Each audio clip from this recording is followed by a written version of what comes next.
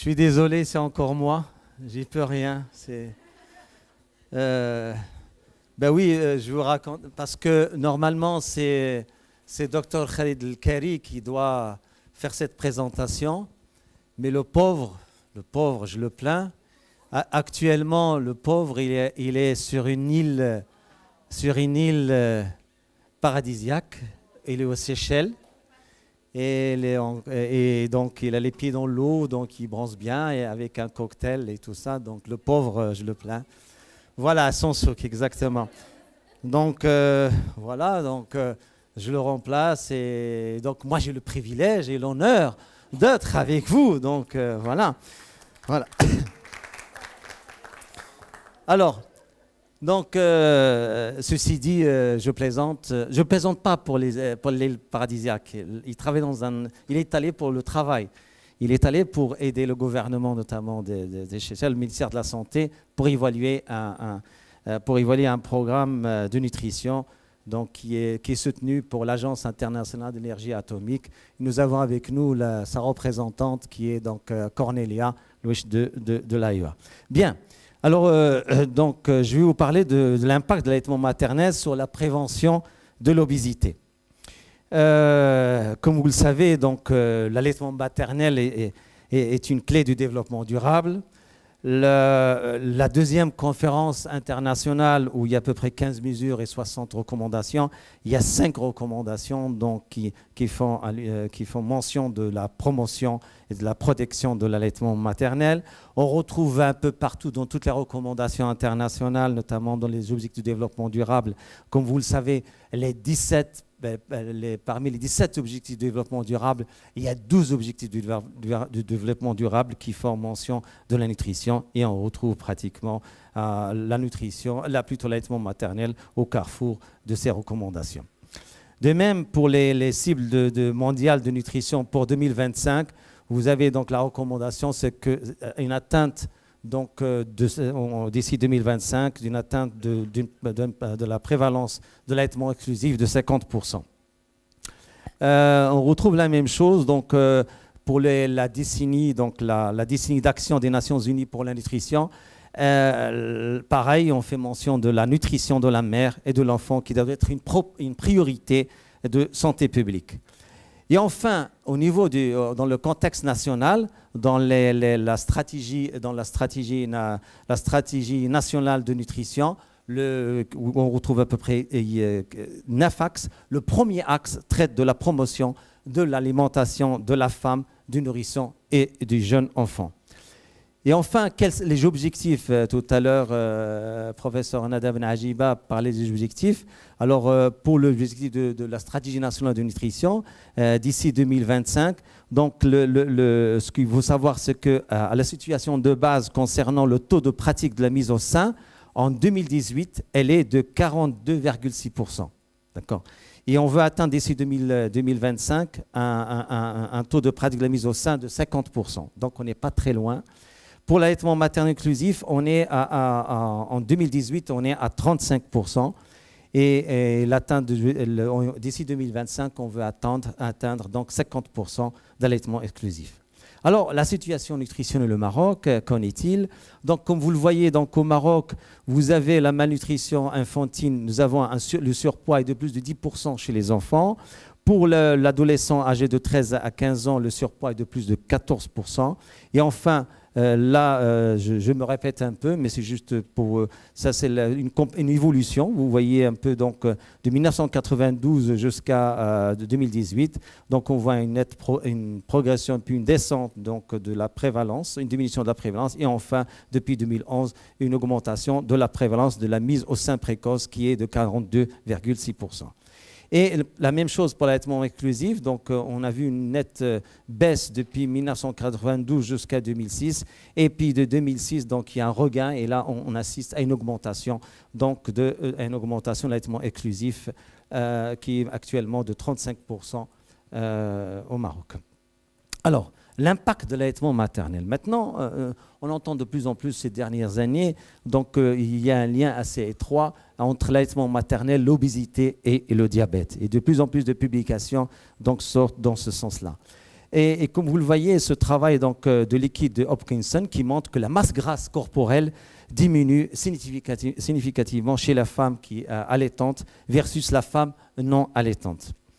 Ce qui est aussi dans le rapport global donc, de 2006 de nutrition, donc, un des objectifs, c'est qu'on puisse avoir des données, des bases scientifiques sur lesquelles on puisse se baser pour élaborer des orientations stratégiques et efficaces. Et là, alors, maintenant, je vais vous définir un peu notre approche. Alors, concernant l'évaluation de l'obésité, nous allons vous parler de l'indice de masse corporelle que vous connaissez, le pourcentage de la masse grasse, et puis l'indice de masse grasse qui nous intéresse essentiellement aujourd'hui. Alors, pour l'indice de masse corporelle que vous connaissez, donc c'est le poids en kilos par la taille au carré. Et puis, pour le pourcentage de la masse grasse, qu'est-ce que vous avez? Vous avez la masse grasse sur la masse corporelle fois un facteur de 100. Et enfin, vous avez l'indice de masse grasse.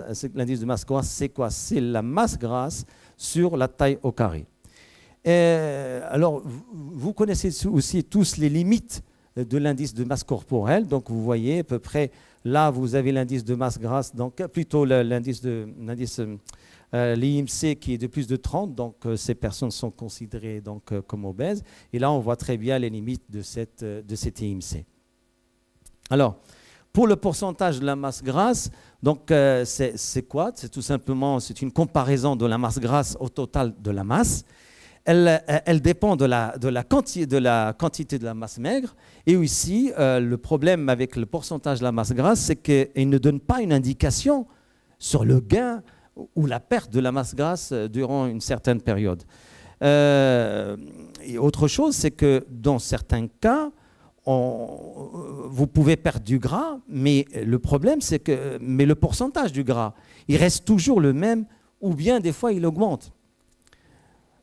Par contre, l'indice de masse grasse, c'est là où l'indice de masse grasse est assez intéressant. Le point fort de l'indice de masse grasse, c'est qu'il est purement basé sur la quantité de la masse grasse dans votre corps. Et aussi, si vous diminuez donc de l'indice de masse grasse, là, vous diminuez du gras.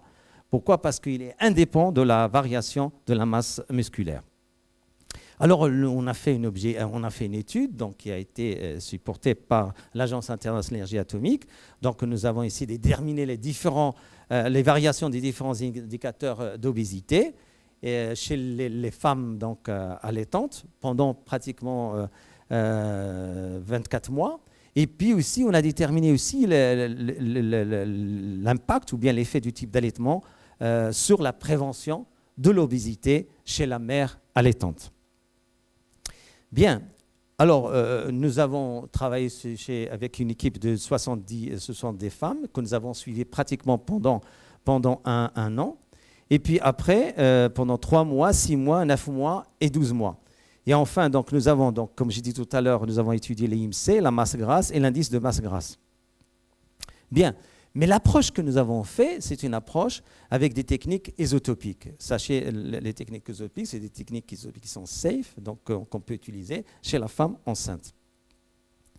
Alors, quels sont les différents types d'allaitement? Il y a 3 types d'allaitement que vous devez connaître. Il y a ce qu'on appelle l'allaitement exclusif, il y a ce qu'on appelle l'allaitement prédominant, et puis l'allaitement partiel. Qu'est-ce qu'on entend par l'allaitement exclusif? C'est celui où l'eau d'autres sources est inférieure à 24 grammes par jour.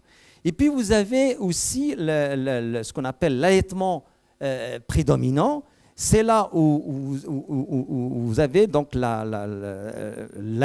c'est-à-dire l'apport en eau, y compris d'autres sources, y compris entre 25 et 200 grammes par jour. Et enfin, vous avez l'allaitement partiel. L'allaitement partiel, c'est lorsque la quantité d'eau absorbée par le nourrisson dépasse les 220 grammes par jour. Bien, alors les résultats que nous avons obtenus, nous allons commencer par l'IMC dont nous connaissons donc les limites. Donc vous voyez par exemple, là c'est en fonction de l'âge du nourrisson. Et ça c'est la variation de l'IMC chez la maman durant les 12 mois après accouchement. Et qu'est-ce qu'on voit? On voit par exemple qu'il y a une stabilisation à partir pratiquement du 6 mois et puis jusqu'à 12 mois. Ça, c'est l'IMC. Donc là, et puis vraiment, après, on a carrément un plateau à partir du 9 mois. Concernant la variation de la masse grasse, le pourcentage plutôt, concernant la variation du pourcentage de la masse grasse chez les mères, là, nous avons, là je vous rappelle, ici c'est l'IMC, ce que vous voyez ici, toujours, et ce qu'on a rajouté dans cette figure, donc c'est le pourcentage de la masse grasse chez la maman. Et ce que vous voyez donc là, donc il y a une stabilisation, ça ne bouge plus. Par contre, ici, on assiste et on voit que le pourcentage de la masse grasse diminue à partir donc du 9e mois. Ce qu'on n'observe pas avec l'IMC. Et là, maintenant, pour la variation en ce qui concerne l'indice de masse grasse des mères, là, je vous rappelle, donc là, nous avons l'IMC. Ici, c'est le pourcentage de masse grasse que vous voyez qui décroît à partir du 9e mois. Par contre, l'indice de masse grasse des mamans, donc lui, il commence déjà à partir du 6e mois. Et là, c'est les indicateurs de l'obésité chez la mère selon le mode d'allaitement. Rappelez-vous les modes d'allaitement dont j'avais parlé tout à l'heure, à savoir exclusif, prédominant ou bien partiel. Exclusif lorsque le nourrisson consomme moins de 25 grammes d'eau. Et prédominant, donc c'est jusqu'à 220 grammes. Alors, ce que vous voyez ici, là par exemple, le pourcentage de la masse grasse chez les femmes donc, qui allaitent exclusivement, on note une nette diminution comparée aux femmes qui allaitent partiellement. Et ce qu'on remarque, c'est qu'il y a déjà, à partir du 3e mois, on note une nette baisse donc, de la masse grasse, chez les femmes qui allaitent exclusivement. Par contre, chez les femmes donc, qui allaitent partiellement, ce n'est qu'à partir du 9e mois. Et là, on voit l'indicateur sur cette figure, vous voyez donc l'indicateur de l'obésité chez les mères, selon toujours le mode d'allaitement. Là, vous voyez ici en bleu, c'est l'allaitement exclusif. Ici, c'est l'allaitement non exclusif. Et ce qui est intéressant, c'est que déjà au bout du 3e mois, donc, on note une baisse donc, de la masse grasse. Contrairement donc, c'est-à-dire à l'allaitement non exclusif où la baisse de la masse grasse commence à partir du 9e mois. Donc en conclusion, donc, vous avez donc l'IMC que vous connaissez, donc, qui sous-estime l'ampleur de l'obésité. Et par contre, le pourcentage de la masse grasse, lui, il surestime. Donc l'IMC, il sous-estime, et le pourcentage de la masse grasse, lui, il surestime. C'est en quoi l'allaitement, comment dirais-je, l'indice, comment dirais-je, voilà, c'est plutôt je reviens plutôt ici, là voilà. C'est que l'une des conclusions, c'est que les femmes qui pratiquent l'allaitement maternel, donc exclusif, reviennent, si vous voulez, à un compartiment de masse grasse qui est normal à partir du 3e mois, alors que chez les femmes qui pratiquent l'allaitement maternel, c'est à partir du 9e mois. Donc j'avais fait une petite confusion ici. Là, pour donc l'allaitement maternel contribue à une importante perte du poids, donc après l'accouchement, donc chez la maman.